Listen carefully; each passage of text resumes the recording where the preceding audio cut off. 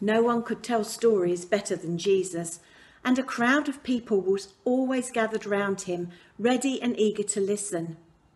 This is just one of the stories that Jesus told.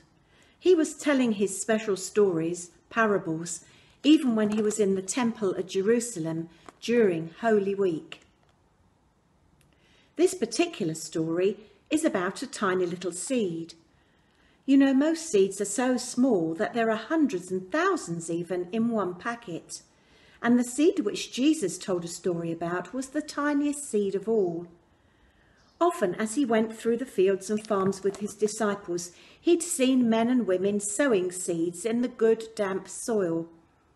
Then the sun and rain would come and make them grow, and after a little while green shoots began to poke their heads through the ground.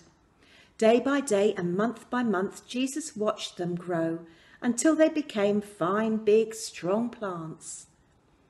The tiniest seed of all was called the mustard seed, and although this was so small, it did grow and grow until it became a big tree. And then birds would come and build their nests in its branches. Jesus saw all this happening when he was out and about with his disciples. He remembered it, so when people came crowding round him, asking for a story, this was one particular story that he told. "Such a tiny seed," he said.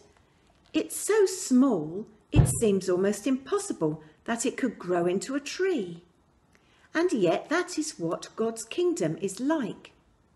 It starts like that tiny mustard seed in your hearts when you begin to believe in him. And as you learn more about him and his great love, so that seed of belief grows and grows, and you begin to tell others about God, and they also believe. And they too begin to tell others. So God's kingdom grows and grows, just like the mustard seed."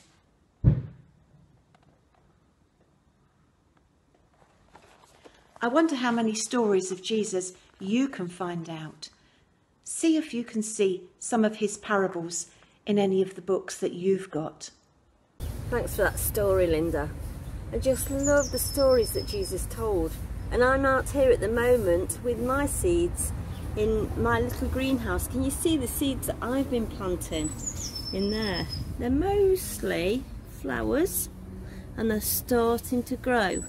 And I grew them all from packets of seeds. But if you haven't got a packet of seeds, or if you haven't got a garden, you could perhaps do something else. Have a look at what I've been doing as well.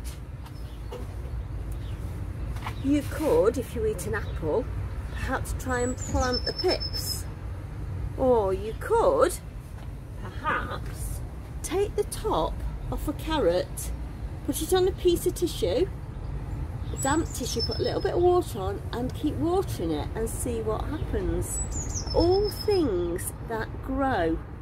And that's the same, as Linda said, with when we read the stories in the Bible. They help us to grow to be more like Jesus.